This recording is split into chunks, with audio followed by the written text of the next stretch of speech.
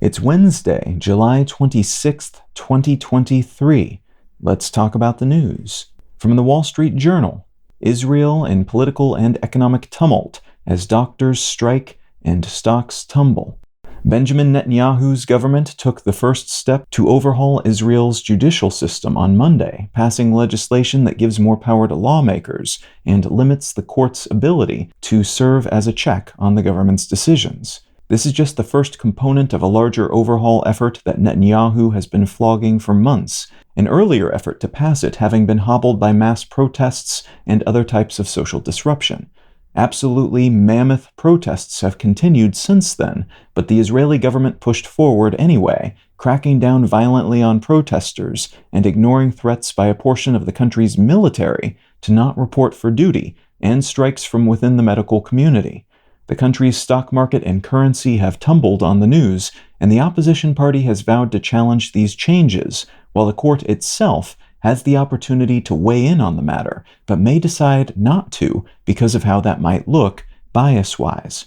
This is generally being seen as a push by Israel's far right to centralize more power in the executive branch of the country, which they currently hold, allowing them to ram through unpopular legislation despite widespread opposition. And many of Israel's allies, including the United States, have encouraged them to step back from the anti-democratic precipice, apparently without success.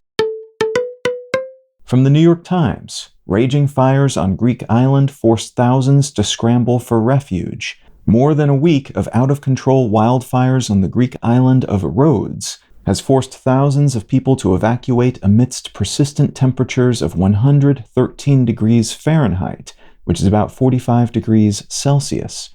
According to the Greek Fire Service, about 19,000 people were moved away from fire-struck portions of the island on Saturday night alone, the same night that a bridge collapsed in a western Greek city, straining the fire service's resources even further.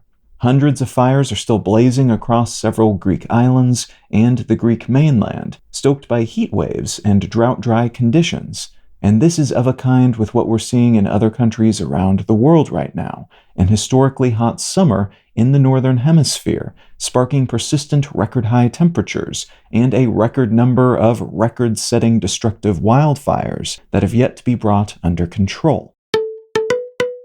And in more heatwave-related news from The Guardian, Mexico steps up rain-making project amid intense heatwave and drought. The Mexican government is claiming a 98% success rate for their cloud seeding efforts, which has allowed them to increase localized rainfall in areas suffering from severe drought and heat. This is being seen as a moderate success for the controversial practice of spraying silver iodide molecules into the atmosphere, which in some cases increases the likelihood that clouds capable of producing rain will form in a given area. Mexico's leading cloud physicists have said this isn't a sure thing, and that cloud formation is highly variable, so that success rate is in serious question.